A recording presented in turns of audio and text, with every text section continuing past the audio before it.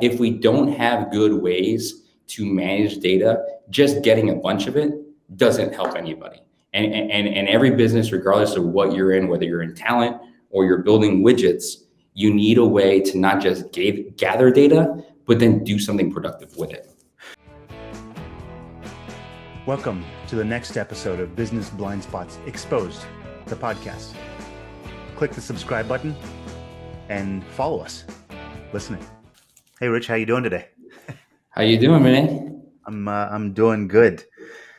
Hey, welcome everyone. We're starting another podcast, another episode of the Business Blind Spots Exposed podcast today, and we've got a really interesting discussion ahead of us. I think there's a lot of stuff I'm probably going to learn throughout the course of this. But I wanted to kind of start first with a little bit about what is the whole Business Blind Spots podcast. What is it all about? For me, I'll tell you from a personal point of view, I have banged into walls. I've gotten smacked in the face with stuff I could have seen, but I never did see. I just never saw it coming. And I felt like an idiot. Well, those were my blind spots. And over time, I just started getting a little smarter and realizing, well, instead of having these blind spots, maybe I should start figuring out what these blind spots are. And I started finding these blind spots through others. They started saying, hey, Vinay, this is what's going to happen next. Huh. And I stopped getting smacked in the face more often. And what I really ended up realizing after all that is this idea that your blind spots in your company are things that you can see already. You just got to be able to look at the data that starts to show you that. And the conversation we're going to have today is a little bit about that and how you can start to see some of those blind spots. We've got some really exciting guests. We've got executive coaches coming up next week. We've got people talking about sales and how to build better sales organizations, all blind spots that we all have. So I'd encourage you to tune in for those future events. But today we've got Rich Camacho from Blue Recruit. Rich, how's the day going for you so far? Not bad. It's a little wet outside, but when you were saying that, I gotta say, I think my biggest blind spot in life ever was, I think, my junior year of college. I was on the Army lacrosse team. I was about to shoot a goal, and I did not see two massive defenders coming in different directions. 3.5 minutes later, I woke up still on the field. I did not score the goal. Well, different kind of a blind spot, but still, it'll get you. I didn't know you played lacrosse. I did too, and I've gotten my clock cleaned a couple of times from someone just outside of the helmet. I had no idea who the president of the United States was at the time for about the rest of the day. Well, I'm excited about this topic because, look, the way I tell people is we're all in the people business, and that's the end of the story. It doesn't matter whether you're in plumbing, electrical, tech, whatever. We're all in the people business because people are who buy. Yep. So getting good people and then retaining good people are the two biggest things I think any company can excel at. And the reason I'm excited is about the opportunity to talk to you about some of the things that you found in your journey in bringing the right people on board. So tell me, maybe let's start. Tell me a little more about the journey. I mean, I read your bio and kind of how you were in the Army and kind of your whole journey there. I'd love to hear it from you in your own words, kind of how that journey started. Yeah. So after the military, I was flying Black Hawk helicopters for a while. I then got out and I was working for a talent agency that specified in helping veterans that were leaving the service enter corporate America. And, it was awesome because it made for a real natural transition for me. Learned how to do sales. What I kept running into was, let's take a construction company, for example. Construction company is like, hey, thanks so much for helping us get this project manager. We also need 20 welders. Can you help us out? And I had no idea where to find folks like that. So one thing led to another. Eventually, my father-in-law, who's been an auto body painter his whole life, he called me up and he's like, Rich, help me. I don't know what I did wrong. And he's like, I'm like, what's going on? He's like, I'm trying to hire an auto body painter for one of my shops. And I just, I went to Indeed, wrote a job post, and I just got 80 resumes for house painters. He's like, what did I do wrong? And I was like, I got thinking, I was like, well, you did nothing wrong. You Indeed ran a keyword search and it sent you everybody with painter and $20 an hour in the West Palm Beach area. And that's where, our journey with Blue Recruit started. And it all kind of comes back to data, because ultimately that's what came and bit Joe was bad data. Yeah. And we've got a couple people have chimed in here. David Dickey from says, thank you for your service from a fellow vet, Rich. David's good people, and maybe I need to connect the two of you guys afterwards. I think All there's right. probably a good conversation there. And Matthew Armstrong, thanks. Hey, yeah, it's been a long time since I've seen you. Good to see you, Matt. And throughout the course of this, I encourage anyone who's listening in, please chime in, ask questions. I'm sure Rich would love to kind of yield some insights in the way he sees it. So let's talk about that scenario there. Got lots of resumes in. Doing a keyword search. I mean, I feel like Monster kind of a long time ago. That's kind of where they started. That's not enough these days, right? Just the keyword search. It's more than that, right? It really is. Like I think most, especially right now with COVID, with the incredible unemployment that it brought on. Thankfully, we're slowly chugging our way out of that. But right now, the average company, they're getting over 250 resumes per open job. So it's not hard to put a job out there and get a whole bunch of applicants. But that doesn't help anybody. Like one of my favorite sales techniques is I go on to Indeed and I apply for a job at Duke Hospital as a general surgeon. I'm sorry, Duke, you're actually paying about $1.50 every time I do this, but it's your fault. Like I should not be like doing surgery on anybody. But it just shows that if we don't have good ways to manage data, just getting a bunch of it doesn't help anybody. And every business, regardless of what you're in, whether you're in talent or you're building widgets, you need a way to not just gather data, but then do something productive with it. So all right. So let's say you're Duke in this case. You've put this job rec out there for a general surgeon, right? And you've got Rich Camacho, who just read general surgery for dummies. By the way, they've never called me back for an interview. I think that's a good thing, right? So you've just read general surgery for dummies. You applied for this. You're using all the keywords, right? So you kind of fit into the search.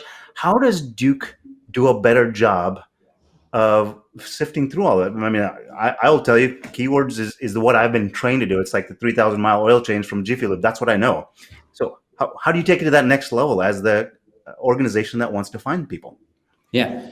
So what we did, and it went back to Joe, my father-in-law. It was, okay, auto body painter and house painter, like both roles that require certain skill sets, certain experiences, even in certain situations, certain certifications. So why don't we focus on those things to start with? So what we did at Blue Recruit was, and this took months, for every single channel or industry that we help our clients with, we actually identified every certification, every license, every skill set, every experience that someone can possibly have for one of those roles. So we actually completely got rid of resumes, completely got rid of job posts, and job seekers go onto our site. Rather than spending an average of 6 to 8 hours to write a resume, they can create a Blue Recruit profile highlighting their particular skill sets in less than 5 minutes. And then on the flip side, employers, rather than writing job posts and again, waiting for those keyword resumes, they say, hey, we're looking for A, B, and C in this location. We're paying this much money. And because the data is clean, it then makes a perfect match. It says, hey, contact these 10 people. You can connect to them right here. So I've got Stephen Johnson on here, says the challenge is getting good data and then knowing how to use it. And I think that's part of what you're saying, right? Yep. Instead of them going through this somewhat of the circuitous route of just writing a resume, which really kind of doesn't separate the wheat from the chaff anyway, get them to just directly match skill sets. But all right, so I'm going to push back a little bit here, right? Here's the problem with data sometimes is you just say, check these boxes and that's the only measuring stick, but that's still not the whole story. Mm-hmm. Does that have that adverse effect where you're just saying, hey, if you don't fit this measuring stick, I don't even want to talk to you? You're absolutely right. And oftentimes, one problem that I have is when you're looking at, say, a job description, and you look at, hey, these 10 skill sets are for the ideal candidate. I seriously doubt 99% of the population out there is ever going to hit all 10 of those. And you don't want to not bring in a great person because they have 7, 8, maybe 9 of them. I think all of us at some point have come across good to great. Mm-hmm. I think one of the best parts in good to great is if you're a great person, I'm going to find a seat for you on the bus. You know, we're not going to say you're going to go into this job, but you're a fantastic person, fantastic talent. We're going to find a seat for you on the bus. So what we did was, yeah, you can go ahead and rank everybody by how much of a perfect fit you are to those criterias, but we're still going to show you additional ones. We're going to highlight what they're lacking, but we highly recommend that this person is still a good contingent. And I think, I haven't looked at the data in a while, but over 80% of jobs require on-the-job site training. And that's just a fact that's never going to go away. I think it would be really bad if it didn't go away. So if you're in a role where you're not consistently learning. Yeah, absolutely. I mean, and you know, it's funny. People say I'm a constant learner. Well, you know, for me, I feel like that statement's gotten a little old. There's no job that I've ever been part of where you weren't constantly learning, right? And if anything, it's almost unlearning the stuff that you used to know that is no longer relevant, and learning the new stuff that you're rolling into, right? Joseph, for me is when my team lets me code. Talk about me learning and breaking everything. Yeah, that's funny with my team too. The more I get out of the day to day, the better things actually run. Joseph, you said right. What did you say right to? I would love to hear what you gave us a check mark for. And some of the other folks that are listening in, thanks for listening. I'd love to understand more about how you guys have seen the recruiting process, what you've seen that has worked well for you and maybe not so well. Because lots of times it's not a binary process in my mind. There's some stuff that works right, some that doesn't, and I'd love to kind of get Rich's opinion on some of that stuff. I think one of the most important things, and I made this error in the very beginning when we were first kind of throwing around the idea of what would eventually become Blue Recruit. And it was, hey, we're going to have all this awesome data. And when we get more data and we keep building more and more data, we're going to be able to do really cool things with it. That's wrong. Like, it doesn't matter what size of a company you are, the data you have, there's still incredible uses for it. And I remember when we were in the extreme MVP phase, as I like to call it, really just an idea. We had a landing page, and behind that landing page was an Excel spreadsheet and a whole bunch of notebooks. And we're just gaining information. And what myself and my other co-founders were doing was we were actually calling every single person that went to our landing pages looking for work. And we were actually talking to them on the phone and like, hey, what are you looking for? What are your experiences? What are your certifications? Because we wanted to make sure that when we eventually built the software, we're going to be collecting the right information. Now looking back, those spreadsheets, that data is probably invaluable because we wouldn't have gone to where we are now had we not done those steps.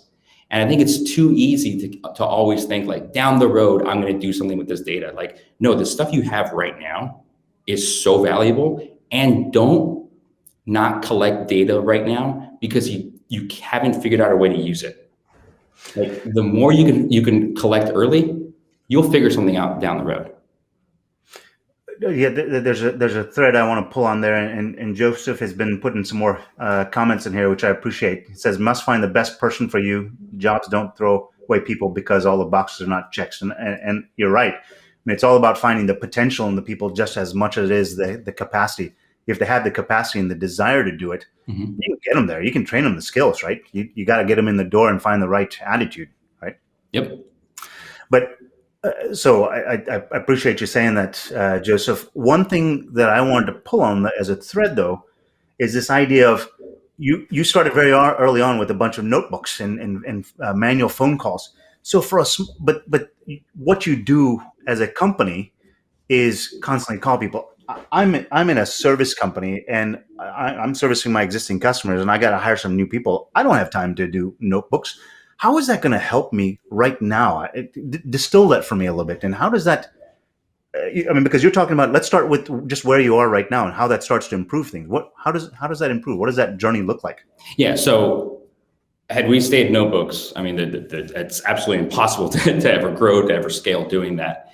And before we do that, I'll back up one thing. One really interesting thing that we did collect during those initial, very manual process of data collection was we found out, our model doesn't work for all jobs. That surgeon role, do not use Blue Recruit to fill the surgeon role. Don't use Blue Recruit to hire your next attorney.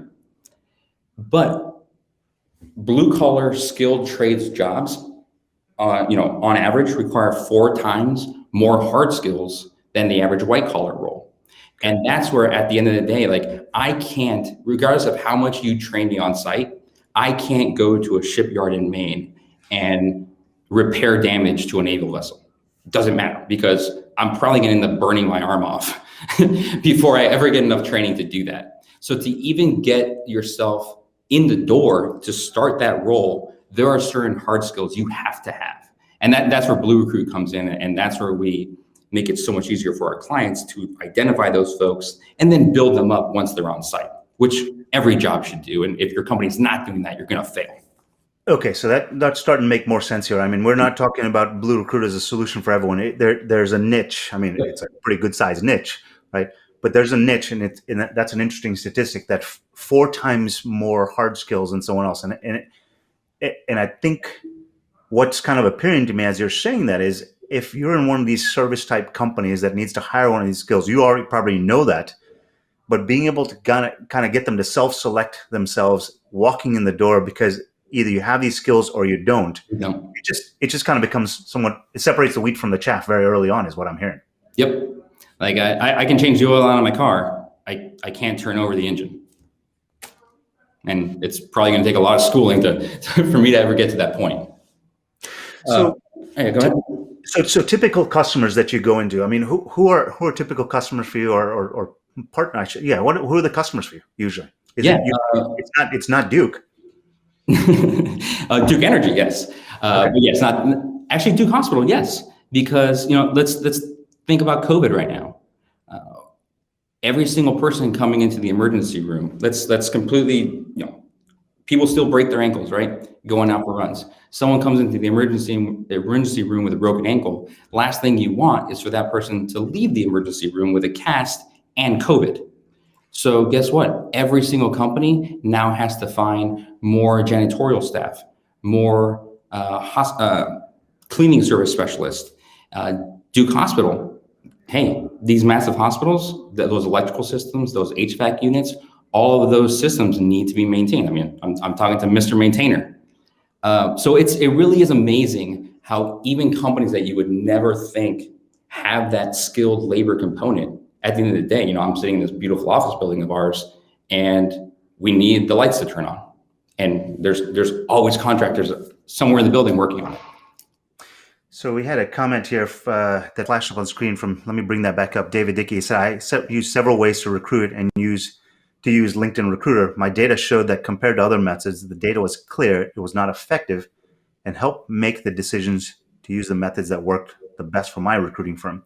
So I think what I'm distilling here, and David, correct me if I'm wrong. What I think I'm hearing from you is that information that was coming into you wasn't necessarily effective, though, in trying to separate the wheat from the chaff. I think that's the way I'm reading this, and I think that's a little bit of what you're saying too, Rich. Is that the way you're reading it as well? And make sure I'm getting that right, David.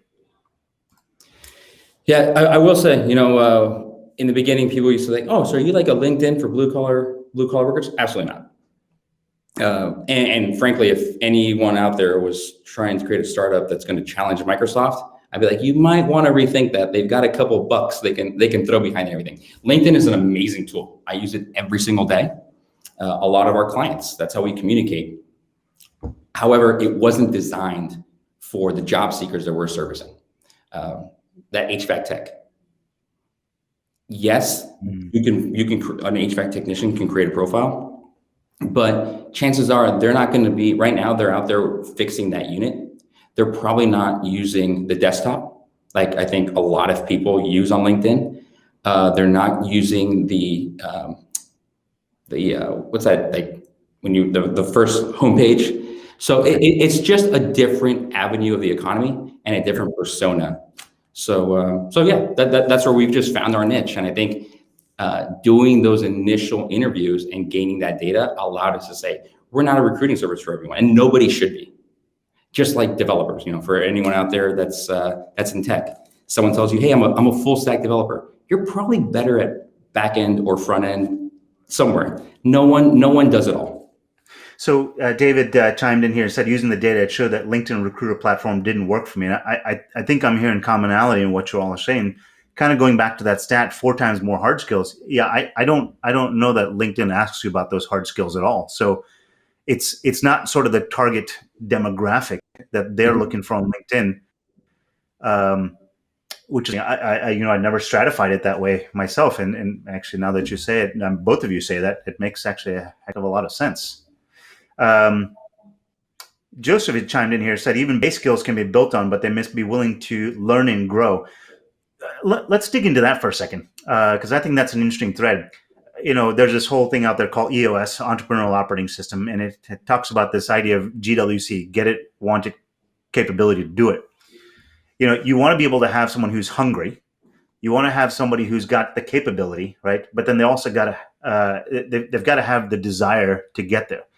How do you sift? I feel like that's sort of the pot of gold at the end of the rainbow, is trying to get that person who's got the capacity and the desire to do that.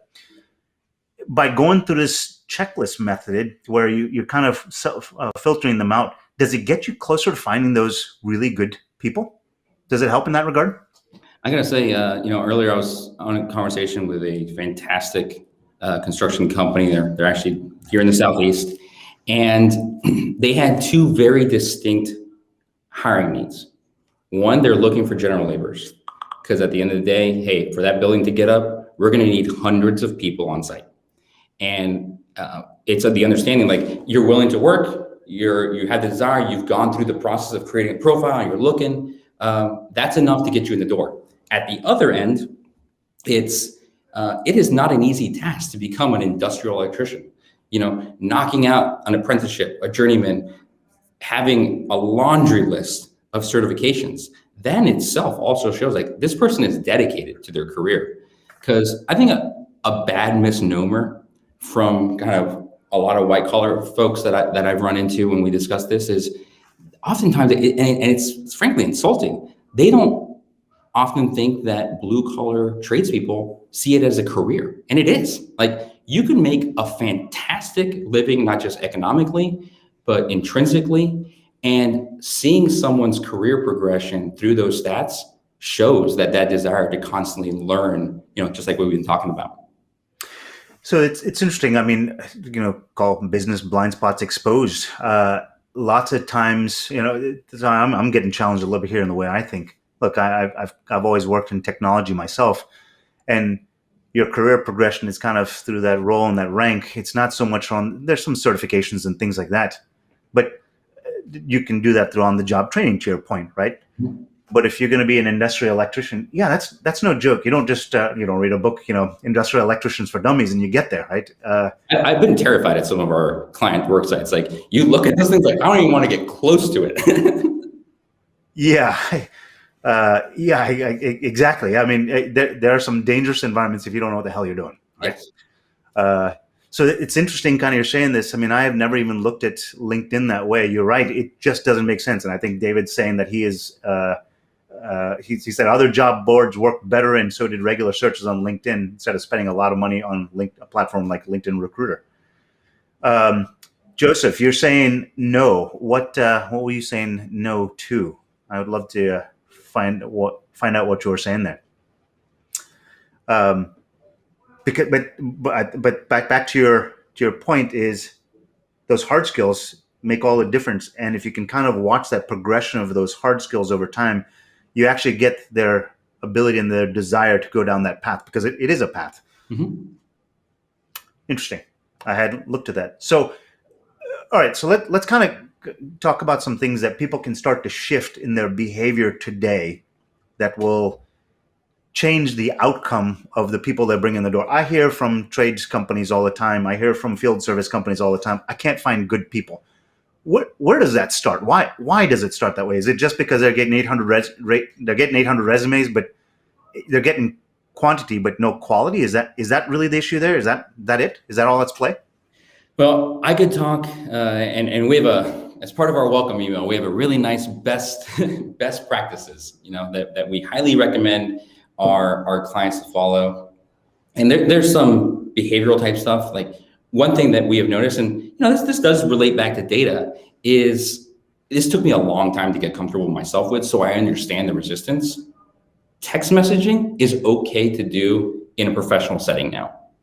And so many companies are losing out on great talent because, like on Blue Recruit, they'll connect with them. They start doing in-app messaging, sending text messages, and then it's, oh, I emailed you your job application and you never sent it back. That person actually doesn't have their email account on their phone, and they have no idea you ever did that, and you just lost somebody because you went through a channel that they're not using. Mm-hmm. So just like behavioral data in that. But I think one of the big things is the siloing of information. And that, again, it doesn't matter what size of an organization. I can't talk about how Fortune 50s or Fortune 100 companies do it, but even in our startup with 5 of us, I remember one time someone on our product team sent me over some information from my database, and I was like, what is this? Like, I'd never even seen it before. And she's like, oh yeah, it's what I do for this. I'm like, there's 5 of us, and I didn't even know we were collecting this. And that just shows, like, it doesn't matter what size organization you have. At the end of the day, it comes down to communication and ensuring that in an efficient manner, that information is shared and everyone can see it.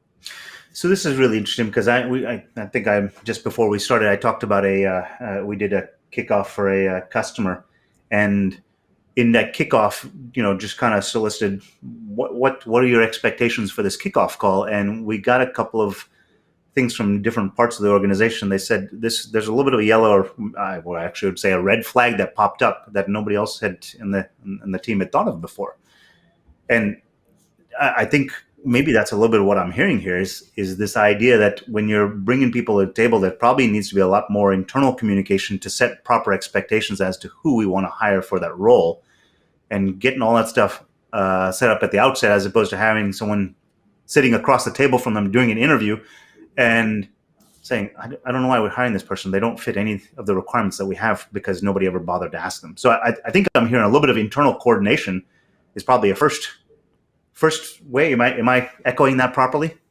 I completely agree with that. I mean, I know what we've done, ourselves internally, and I definitely think I saw some information a while back about small businesses, particularly, that a bad small business hire you should not look at it as, okay, we lost X amount of money from the salary we paid them for the 12 months they were working here, but rather quadruple that. And to a small business, that's the actual cost that bad hire had on you, because you were losing out on client servicing, additional sales, what have you. The training required in a small business, chances are maybe one of the owners is the one doing the training, and you're pulling even more away from the business.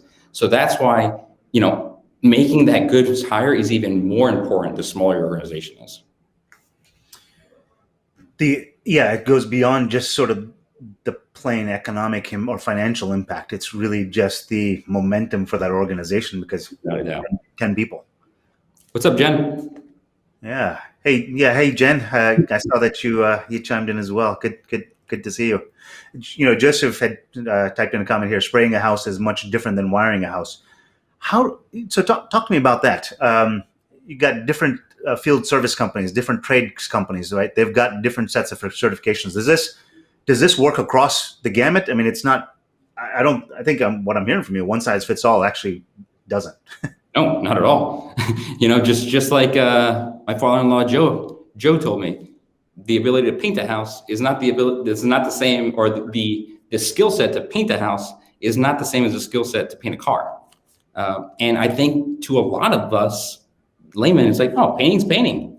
Electrical work is electrical work. Well, it turns out there's high voltage, low voltage, medium voltage, residential, industrial, and too often outside of the skills, we're trying to to solve a problem through the exact same process for parts of our economy that are so different, and skill sets that are so different. Like, I would not use Blue Recruit to hire the next salesperson at Blue Recruit, but I definitely would use Blue Recruit to hire a general contractor for my company.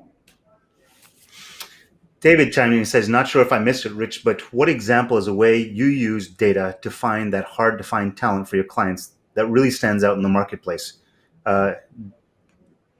Rich, any thoughts there? Yeah. Let me make sure I read that entirely. Sure. So what example is a way you use data to find that hard to find talent? I guess the way I'm interpreting is there's certain certifications, some check boxes that are out there. Is there a way to use those check boxes as a way to be a magnet for talent that are kind of, the needle in the haystack? Can you, does that make sense, David? Yeah, David, I think that's multi-channel. One, it's really good recruiting or really good marketing in order to build out that data pool. One, two, it's making sure, and just today I was going through our list. I'm like, and I do self audits on ourselves, and I found out that we were lacking a key skill set within surveying for construction companies. And it's like, we don't have that. We're also failing because we're not even giving our job seekers the ability, because he or she might have that. And just consistently checking your own data, just like people are always wanting to clean data, get rid of the bad data. One of my sales guys was like, he's like, hey, Rich, can I go through our HubSpot and clean out some of these old sales? Yeah, absolutely. Like, you don't have to ask me to do that. Like, one, we're paying to store those people, and two, why even bother doing outreach to them? So I think, David, an important thing is to constantly check yourself and make sure that we're actually trying to collect the right data. Because someone in our database might actually have a skill set that one of our clients is looking for, but we failed to ask them for it. So this is interesting because I don't see this as and I'm finding this more and more these days. It's not a destination; it's a journey, right? I mean, you're taking the first step to understand some of the requirements. Then the next time you say, well, that's not 100%. I think there's some things that you're leaving on the table here that I haven't characterized yet, but ask that. So it's constantly reinvesting in asking your clients what it is they really need in the boxes that they need, because they may have only given you 4 of the 6 that you really need. And maybe this touches on a little bit of what Joseph is saying, is that construction, I believe you have to have 8 of those boxes, but in another type, in the type his skill set, you can train them for some of those things, so it's not as important. So different skills different roles have different levels of checkbox. Does that make sense? I got my first sales job. I'd never sold a thing in my life, but he's like, hey, you're a pretty charismatic guy. I can train you how to sell my product. I was like, cool. That wouldn't happen. Like, no one's gonna be like, hey, Rich, you're a pretty charismatic guy. Come take apart my transmission. That's not gonna happen. Well, I took it apart for you. Now go pay someone to put it back together. Well, I will tell you, if I walk into Duke and I need general surgery and I see you there, I will reconsider my options. No offense to you, of course. Just the fact that you told me you have no certifications there. So we talked about this idea of kind of this internal collaboration, trying to get everyone on the same page. Too often the times people aren't on the same page when they put that requirement out there for somebody. Trying to, if you are recruiting into one of these hard skill areas, kind of having some of those up front help vet people better, so they self-select themselves out of it, as opposed to maybe focusing just on the resume. Mm-hmm. What else? What are the other things that you're usually opening companies' eyes to in terms of maturing their think for the hiring process? One really probably, I think every single business owner has this, there's a part of their business that's really special to them. What I love actually does not have to do with our clients, but rather our job seekers. And what we're currently doing is, we're gathering such phenomenal data. Just yesterday morning, not to call someone out or anything like that. But I just happened to have our database up, and I was watching job seekers enter the data, and I noticed somebody, and she lived in a pretty central part of Florida. She was looking for, and we asked people, where do you live? Where would you prefer to live? How far are you willing to commute? Are you willing to relocate, et cetera, et cetera. And this person was looking to work in a very rural part of the state and looking for a warehousing job, but at a salary that was just unattainable. No company is going to pay you that much per hour to do that job. And I'm sitting there, I was like, that person needs to be told that. And it's hurting her chances of ever getting a job, because chances are she just doesn't know that that's not attainable with her current skill sets.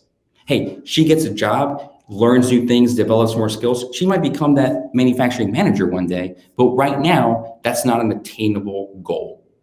And so that's what we're working on right now, is an AI capability that's going through that data that could then immediately let somebody know, hey, have you thought about this? And oh, by the way, here's some courses, some skill sets that you can attain right now to help you get there. So that's what I'm most excited about. Yeah, that is pretty exciting. Being able to kind of have the system come in and say, hey, I've learned a couple of things that you've done in the past that might lead to a better outcome potentially, right? Or a better question to ask to kind of maybe see if they're you can vet them out or keep them in the pool.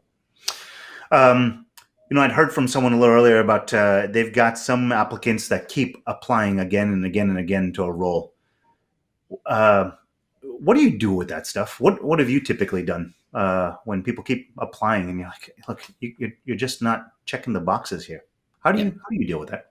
So that's one of the things our clients love about us, is that literally cannot happen, because the clients are the ones reaching out to the job seekers when they identify someone that they want.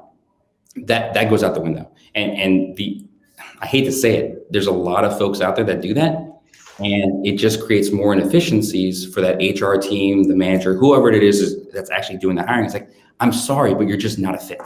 And that's just a reality sometimes. So we got rid of that problem by the way that our connections and interviews are done. But I remember seeing that all the time when I worked in traditional recruiting, was, I'm sorry, you're just not a fit. But now you've got sort of a measuring stick. You say, look, hey, this is a measuring stick here, and you don't rate on the scale. And that's where I'm really excited is, okay, you're not there right now. You're right here. Hey, here's this training we can connect you with in order to improve. Let's get you in right here. Let's get you a salary. Let's get you a job. And over the next year, 18 months, 24 months, whatever it looks like, we'll get to where you want to be. Tell us what your goals are, and we can help you achieve those. Pay is always such a personal. It's personal. It's just a squishy subject. I don't know a better word, right? What do I offer? Do I tell them up front what I'm looking for? That's what you believe. You want to stop receiving 250 resumes, 230 of them, which are completely unqualified for. Just be upfront with it. I don't understand why and it doesn't matter what the job is. I don't understand why we're holding that back. It might prevent somebody from ever applying because, like, oh, I can't take that kind of a paycheck. Someone might see me like, oh, I'm definitely not. Because one of the huge problems with job descriptions is, I don't know how many job roles are out there, and this is outside of my industry, but let's go with sales or tech. Director, vice president. That definition can have a huge difference in pay. I mean, so just be upfront with it, and it's just going to make the process so much easier. So that's interesting because, I haven't applied for a job in a while. I guess I've been lucky in that regard that most of them have come to me. But I know what I've started to hear a lot of people saying is, when you go talk to a company about a role, you say, look, I can't tell you what your budget is. Like, all I can tell you is whether it's an interesting role for me or not. You tell me what you can afford, and I'll tell you if that affording me is something I want. But then that actually shifts the conversation a little bit to, instead of someone saying, I want here, and they say here, and you're just a mismatch on that. expectations up front, right? Yeah. I mean, I've never understood why it has to be this huge secret, and I think that adds to, you said to me, pay is squishy, and I think it's in a lot of ways because society, I can't say that word.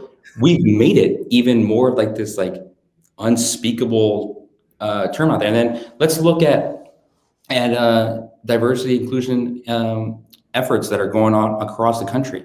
It's one of the best ways to make it even across the board. Put your salaries out there. Let people know what they're going out for. And when we just keep things hidden, it hurts that diversity, that inclusion even more. It just, so I mean, and what I like about this is all of a sudden you're just taking that stuff off the table altogether, right? Right. I told you what it is. You applied for the job because I told you it's 5. What do you want me to do with it? So I mean, but that's a little different than, at least when I was growing up. You walk into a room and you say, well, you're sitting there as a candidate. You've gone through 3 interviews. Like, all right, I'm sick and tired of these interviews. I don't even know if it's worth my time or not. You're just taking that off the table. They know it's worth their time. They know that they're going to pursue it. But that's just a shift in mentality. I mean, that's a hard shift for people to make, but it just takes a lot of risk off the table. I mean, when you do sales, one of the first things that you do is you start asking, so what are the challenges that you have right now? By taking those off the table, it just, in the past now, you've gotten past those emotions. You're now just getting down to brass tacks. I think that's what I'm hearing from you. I think back to that Office episode where Michael's trying to get a raise, and then he's like, well, just write down the salary that you want on the paper and then pass it across. Why can't I just tell you? Well, that's how they do it in the movies. Like, we're just making it more of a problem than it has to be. So you guys go through, put these say, hey, I need you to have these, I need you to hit these check marks. In the industry that you're working in, there's hard skills that, I mean, it sounds like they're a lot more binary than kind of technology world that I've come from. Since they're a lot more binary, you do this or you don't, and that's it. And then we can talk about the more detail, but you got to at least hit the bar there. And here's what you get if you come in the door. And if that's interesting to you, let's have a deeper conversation. But all that stuff is out of the way. Then it's really about finding that sort of congruence or that fit or that alignment together, right? And that's really where you want to try to find the person behind it all. Is that? I think that's what it makes, right? Great conversation just this morning. HR director from a fantastic company in the Triad of North Carolina, and for her, she uses us because it just identifies. Of the let's just use easy numbers. There's 100 job seekers out there. We're going to quickly identify the 10 that could potentially do the job. But then she fully knows it's still on her and her team to figure out, okay, we're going to bring them in. Now let's go through the culture. Let's go through the hands-on training. At the end of the day, every single manager, business owner, director of HR, what have you, it's still on you. Every company has to take the hiring process way more seriously than we're currently doing it, because it can come back and just destroy your company. One bad hire can, in tech sales, that's what we're talking about. One bad tech sales hire can become a cancer to your culture. And guess what? The same goes for a field service technician that goes out to a house of service.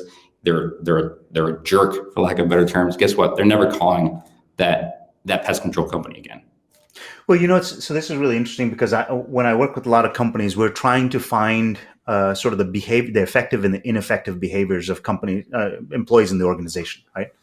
By telling you, this person is really effective, but here's a couple places where you can help train them and shore them up a little bit. And here's a person who's not doing so effective. Here's where you need to lift them up and give them the choice to do that. The problem is lots of times those people at the less effective levels, you haven't set very clear expectations from them probably in the outset. Yep. And by you just saying, okay, I'm just going to let it fly under the radar, everyone else kind of sees that and says, hey, why am I being an AA employee and this person is getting paid the same as me? And you're letting them get away with all this crap, right? Yep. I don't need to. You're bringing the level down by keeping your denominator lower, right? Yeah. So I think what you're saying here is let's raise the bar as soon as they come in the door, what the expectations are, and as soon as they come in, say, look, this is kind of what we expect for everyone, right? And now you have the ability to raise the tide for all as opposed to lowering it. Yep. Am I saying that right? No, I'm sure David in the chat can can relate to this, but I know in the military, one of the constant issues you hear for why really good senior leaders, military officers leave the service is, hey, regardless of how well I do and how many benchmarks I hit, I'm going to make this much money. And my peer who might not be doing those things is also going to make this much money. And I think when we don't clearly identify what the benchmarks are and then don't hold people accountable, that's just as detrimental to an organization, regardless of how big you are. So, I mean, I'd love to hear from David and anyone else, but I mean, it's kind of letting that cancer fester inside, right? And one of the ways to start to cut it out, if you will, is by starting to be more transparent upfront with your hiring process, setting the proper expectations coming in the door, and it actually just leads to potentially even better retention on the backside because they know what they came there for and why. As a Duke surgeon, I can help with cutting that out. That's right. That's really interesting. So, I mean, I think I've learned a couple of things here, just kind of going back in terms of blind spots that I've heard throughout the course of this. Number one is you talk to a number of companies where they're just all not on the same page. Before you put that requirement out there for somebody to fill a slot or a role, make sure everyone in that whole chain has actually chimed in before waiting for them to come in the door, right? Next thing I think I heard was this idea of with the salary thing that we were just talking about, is get that stuff up front. So you just kind of get that stuff out of the way. They self-select themselves into the role, as opposed to getting 200 resumes of people saying, I'm just, it's a shotgun effect. I'm going to keep applying to these roles until someone just kind of responds. The general surgeon at Duke. And I think the last one was where we really kind of started on this, on what I'll call it, the checklist, the requirement buckets, right? You got to be able to hit those requirement buckets. And if you state those up front, you kind of just take it all off the table, because when they come in the door and say, I'd like to apply for this role, and you say, but you don't hit these 5 criteria, what conversation are we having here? And it's not about you being a really bad person. It's about you saying, but this is what I need, right? It's a much more objective way to have that conversation before they probably even come into the office. Yep, right? Absolutely. What David says, make the same rank exactly, regardless. So I think he's echoing, and I've heard that from many others as well. Tell me more about the future of the company. How are things going? You've got this AI project that you're working on. That sounds pretty exciting. I'm really excited about the AI, but at the same time, it's like I've seen Terminator. Like, what could we possibly be building over there? Like, this computer is not only going to take my job, it's then going to kill me. Maybe this isn't a great idea. No, but seriously, I think one thing that COVID has shown everybody is that maybe going to online Harvard and spending $70,000 a semester isn't the smartest financial decision one could possibly make. And one thing that I think is, I hate to use this term because of what's happened, but probably one of the biggest silver linings from this is we're about to lose a third of all the skilled workers in America because they're baby boomers. I don't care what, I'm in tech. I still want to be able to drive down I-40, and someone has to maintain that road. We're going to need skilled workers. And one thing that COVID, I think, has really opened people's eyes to is that, 4-year bachelor's degrees with a degree in ancient Roman literature probably isn't the smartest choice. Hey, go to Wake Tech, learn how to weld, leave there with 0 debt, and in a couple of years, you can be making 6 figures. And I really hope that one of the things COVID does is take away this negative stigma that's been attached to the trades for so long, and that us as adults, as parents, as coaches, we stop putting down the trades and encouraging youth and young people to, check out that college, but also check out plumbing, because a plumber lives across the street from me, and he's got a pretty sweet setup at his house. And I think what you're saying here is by putting some of those things out front up as to what you're looking for, it's not a mystery for them as to what they're going to do. You kind of throw it out there already and say, hey, look, I don't know, make $45,000 a year, $80,000 a year, whatever that number is, right? You put it out there up front and say, and then they have a decision to make. Is what I really want to do, go find something else here? Or look, there's something here that I know I can get done. I can walk in with the right credentials and capability, and I understand how I can get there. Yep. Oh, I can follow that path. So, Rich, I want to tell you what I want to end on. One last note is I myself have a personal project, and I call it the 10 Million Intentions Project. Part of what we're doing as a company is trying to make sure 10 Million Intentions Project is making 10 million people live intentionally in their roles, right? And the idea is that you should be able to go to, which I think aligns with exactly what you're saying here as far as changing the mindset. I'm saying that the trades are a fantastic place for someone to be. We need it, period, right? Yeah. I think what I like about this, and as part of my 10 Million Intentions project, is the idea of trying to get people to a place where they can say, I choose my path forward. They love what they do. They go to work because they enjoy what they do. Guess what? The customer benefits, the business benefits, and guess what? They win, right? And I think what I'm hearing here that I really like that aligns with my desire in the 10 Million Intentions project is you come to the table understanding what you can do with that transparency and with that upfront conversation as to what it is. And I think that makes a heck of a lot of sense. Any thoughts or feedback from you? No, you're absolutely right. I think too often, especially when it comes to jobs, we get too wrapped around, oh, what's the title? What's the salary? And we're forgetting the intrinsic benefit.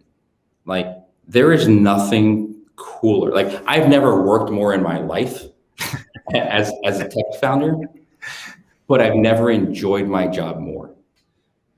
And I think we're losing that as a greater society too often. Yeah, to echo on that, living. I mean, it's, Simon Sinek has his famous talk about the why. I mean, that's great, and I think we should all live from our why. But I think what I'm hearing from you and kind of what I'm interested in doing is let's take that why and translate it into what you can do on a daily basis to find the data that helps drive you to a better place, either as a company, as an individual, or as a potential receiver of that as a customer. I think that's a magic place to be. Yeah.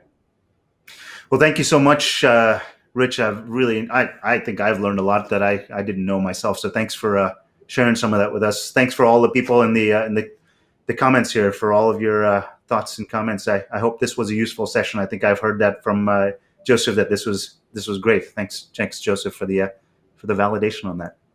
Thanks everybody for having me. Absolutely, it was a great session. Thanks everybody. Bye. Bye.